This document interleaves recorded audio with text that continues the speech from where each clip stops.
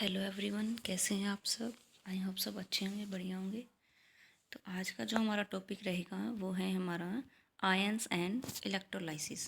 ठीक है, आज हम पढ़ेंगे आयंस और इलेक्ट्रोलाइसिस के बारे में। सबसे पहले हम चलिए देखते हैं आयन आयन होता क्या है। ये जो आपके जो टॉपिक हैं वो केमिस्ट्री के हमने लगभग 9 से 10 चैप्टर हमने कर लिए हैं अब तक। तो वन बाय वन हमारा थोड़ा ही पोर्शन रहता है केमिस्ट्री का। वो कंप्लीट करने के बाद हम PYQ और MCQ सेशन रखेंगे। उसमें आप जो प्रीवियस ईयर क्वेश्चंस जितने रिपीट क्वेश्चन हो रखे हैं, वो जितने भी एक चैप्टर के MCQ बनते हैं उन सब के बारे में हम वन बाय वन डिस्कस करेंगे। सबसे पहले हम हमारा जो थ्योरी पोर्शन है उसको कवर अप करेंगे। ठीक है, तो चलिए देखते हैं आज का जो हमारा टॉपिक है आयन। आयंस होते क्या हैं? आयंस होते हैं इलेक्ट्रिकली चार्ज एटम।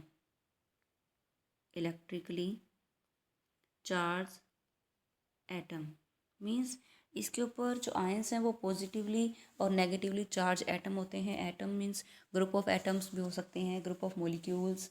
तो जो आयंस हैं वो क्या हैं? इलेक्ट्रिकली चार्ज एटम है या फिर ग्रुप ऑफ एटम्स हैं। और ये पॉजिटिव और नेगेटिवली चार्ज एटम्स होते हैं। और ये आयंस कैसे बनते हैं? आयंस फॉर्म बाय लॉस और गेन ऑफ इलेक्ट्रॉन। कोई भी जो मॉलिक्यूल है वो क्या करेगा, जो इलेक्ट्रॉन्स है उसका या तो लॉस करेगा, लूज़ करेगा उनको, या इलेक्ट्रॉन को गेन कर रहा है, तो तभी उसको हम बोलेंगे आयन। आयन कब बनता है?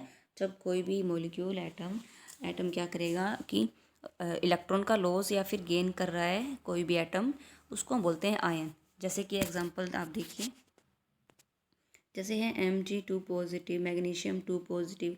तो उसके ऊपर जो लिखा हुआ है 2 पॉजिटिव, इसका मीन्स क्या है कि इसने तो 2 इलेक्ट्रॉन्स है वो इसने डोनेट किए हैं, 2 इलेक्ट्रॉन्स का इसने डोनेट कर दिया है। अगर मैंने लिखा O2 नेगेटिव, तो 2 नेगेटिव क्या है? इसने 2 इलेक्ट्रॉन्स लिए हैं, गेन करे हैं। 2 इलेक्ट्रॉन्स क्या किए हैं? गेन। 2 पॉजिटिव मीन्स इसने डोनेट किए हैं। क्या है? डोनेट किए। पॉजिटिव और नेगेटिव चार्ज लग जाए किसी भी एटम के ऊपर मीन्स वो आयन बन गया, आयन की फॉर्मेशन हो चुकी है। जो प्लस चार्ज है वो कब लगेगा? जब कोई भी जो एटम है वो इलेक्ट्रॉन को क्या करता है? डोनेट करता है। नेगेटिव चार्ज कब लगेगा? जब कोई भी एटम्स को क्या करता है? गेन। इलेक्ट्रॉन्स को गेन करता है तो उसके ऊपर आता है नेगेटिव चार्ज। अगर वो इलेक्ट्रॉन्स को डोनेट करता है, किसी दूसरे एटम को देता है, तो उसके ऊपर आ जाता है पॉजिटिव चार्ज। तो इसी को हम बोलते हैं फॉर्मेशन ऑफ आयन। ठीक है, देखिए क्या है डेफिनेशन। इलेक्ट्रिकली चार्ज एटम और group of atoms forms by losing और गेनिंग ऑफ इलेक्ट्रॉन्स। जैसे मैंने आपको अभी क्लियर किया, ये contain unequal number of electrons and protons. Means उसके ऊपर क्या है? नंबर ऑफ इलेक्ट्रॉन प्रोटॉन्स आपस में क्या है? इक्वल नहीं होंगे, क्योंकि वो क्या है? इलेक्ट्रॉन्स का क्या कर रहा है? डोनेट भी कर रहा है और गेन भी कर रहा है कोई ना कोई एटम। तो उनके क्या है? नंबर ऑफ इलेक्ट्रॉन्स और प्रोटॉन्स क्या है? सेम नहीं होंगे। ठीक है, अब जो जो आयन है वो 2 टाइप्स के होते हैं। क्या है? 2 टाइप्स के होते हैं, कैटायन और एनायन। तो चलिए देखते हैं कैटायन और एनायन। ठीक है, कैटायन और एनायन। सबसे पहले देखते हैं कैटायन क्या होता है। कैटायन के ऊपर होता है पॉजिटिवली चार्ज आयन। क्या होता है ये? Positively charge ion. Positively ion होता है। जैसे Na पॉजिटिव एग्जांपल है इसका। Na पॉजिटिव मीन्स इसने इलेक्ट्रॉन को क्या किया है? डोनेट किया है, लूज़ किया है। Formed by losing electrons.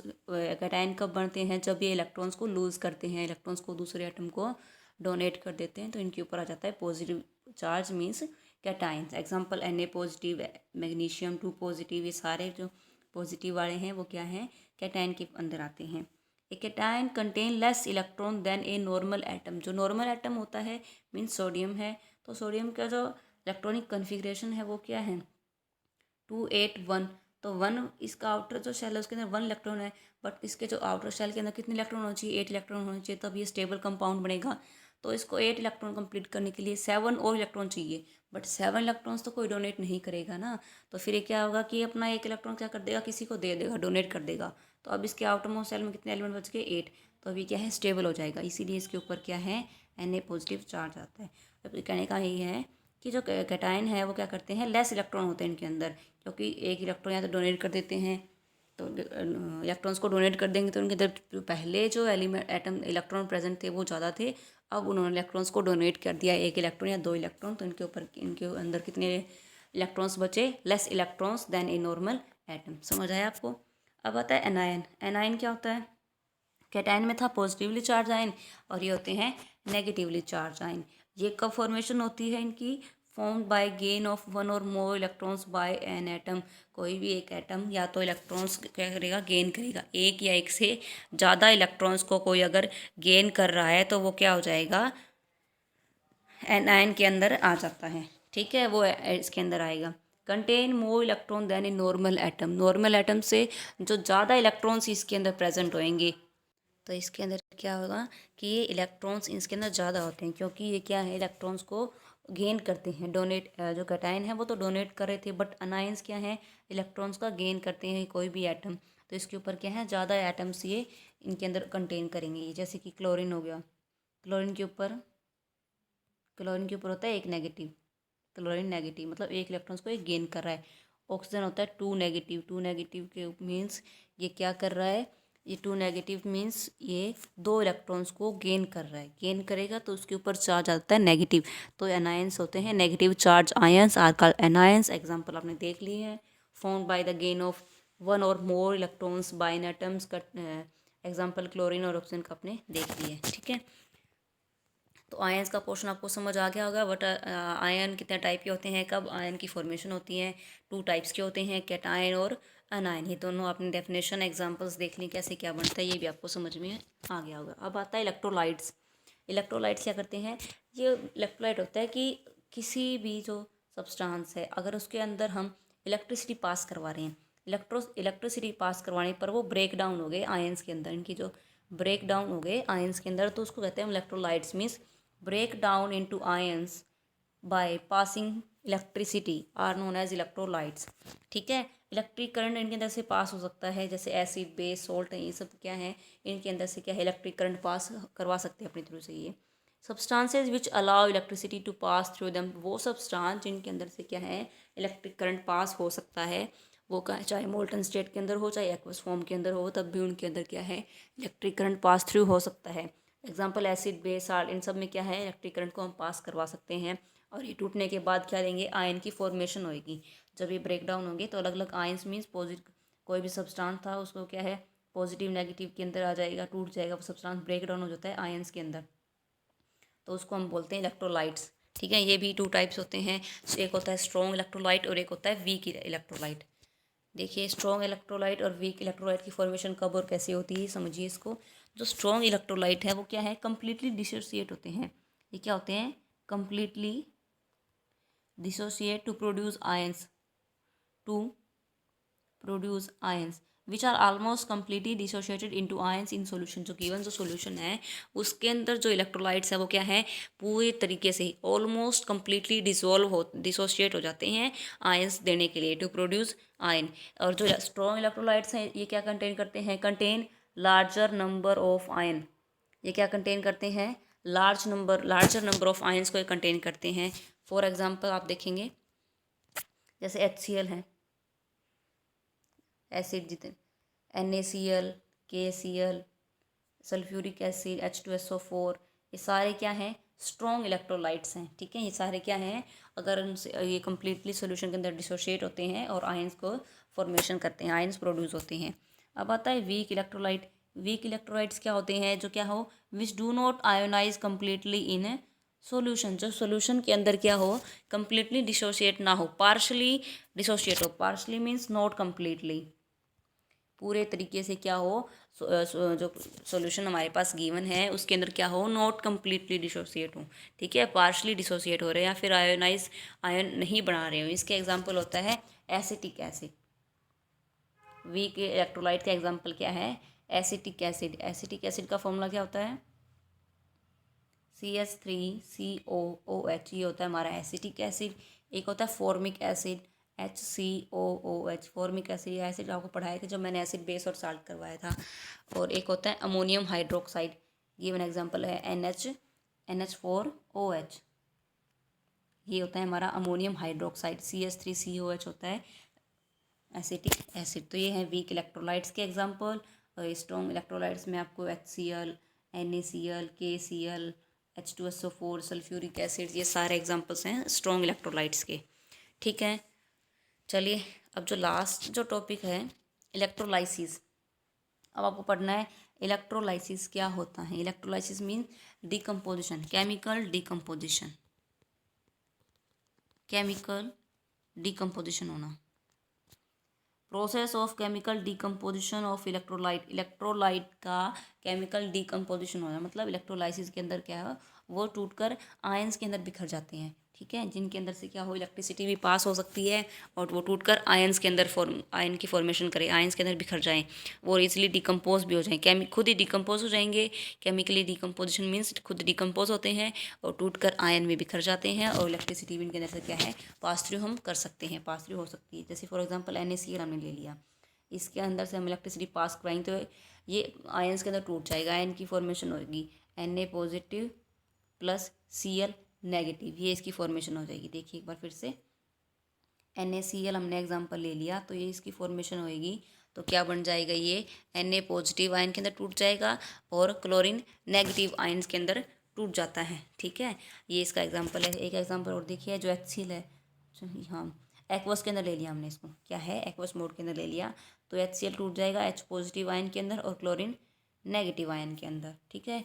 तो इलेक्ट्रोलाइसिस क्या होते हैं, ये खुद ही डिकम्पोज होते हैं, खुद डिकम्पोज हो जाते हैं इलेक्ट्रिसिटी पास करवाने, इनके अंदर से इलेक्ट्रिसिटी पास हो सकती है और ये टूटकर आयंस में बिखर जाते हैं, ठीक है। एग्जांपल्स आपने देख लिए होंगे। अब आता है इलेक्ट्रोड। इलेक्ट्रोड्स क्या होते हैं, in order to pass current through an electrolyte in a molten state or in plates are needed to connect with the terminals of a battery in aqueous solution. 2 rods होती हैं इसके अंदर, ठीक है। जैसे कोई गिवन सॉल्यूशन है, ठीक है, ये कोई बीकर है, ये बीकर है, इसके अंदर सॉल्यूशन हमारे पास गिवन है, तो इसके अंदर हम कह रहे हैं कि इसके अंदर से हम करंट पास करवा रहे हैं, इसको एक बैटरी के साथ, टर्मिनल के साथ जोड़ दिया, ठीक है, टर्मिनल के साथ हमने इसको कनेक्ट कर दिया with the terminal of a battery in aqueous solution. Solution को इसके अंदर 2 रोड्स डाल दिए, एक रोड यहाँ, एक रोड इसके अंदर यहाँ डाल दिए, ठीक है। अब इसके अंदर से जब हम करंट पास करवाएंगे, टर्मिनल के साथ इसको हमने अटैच कर रखा है, तो क्या होते हैं कि 2 रोड्स हैं, वो कौन कौन सी हैं, एक होती है एनोड, एक होएगी कैथोड, ठीक है, ये इलेक्ट्रोड्स हैं, एक एनोड और एक कैथोड। जो एनोड होती है उसके ऊपर होता है पॉजिटिव चार्ज, कैसा चार्ज, पॉजिटिव चार्ज, और कैथोड पे होता है नेगेटिव चार्ज। अब कह रहे हैं कि जो एनोड है वो क्या है, पॉजिटिव इलेक्ट्रोड है, जो एनोड है वो किस टाइप की इलेक्ट्रोड है, ये पॉजिटिव है, और ऑक्सीडेशन अक्कर एट एनोड। एक होता है ऑक्सीडेशन और रिडक्शन, ये आपको मैंने पिछले एसिड बेस के साथ चैप्टर में आया था, मैंने वहाँ पे अच्छे से क्लियर भी करवाया था ये।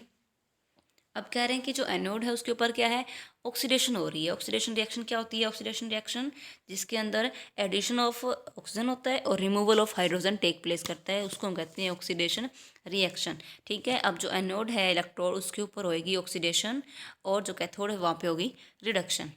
देखिए एनोड क्या है, पॉजिटिव इलेक्ट्रोड है, ऑक्सीडेशन अकर होती है एनोड के ऊपर। जो कैथोड की जो इलेक्ट्रोड है ये क्या होती है, इसके ऊपर होता है नेगेटिव चार्ज, ठीक है। ये जो कैथोड प्रेजेंट थी सॉल्यूशन के अंदर, कैथोड पे नेगेटिव, ये है पॉजिटिव, ये नेगेटिव, ठीक है, नेगेटिव इलेक्ट्रोड होती है। इसके अंदर होती है रिडक्शन, जो कैथोड है उसके ऊपर रिडक्शन अकर होती है, ठीक है। एग्जाम्पल है electrolysis of molten of NaCl।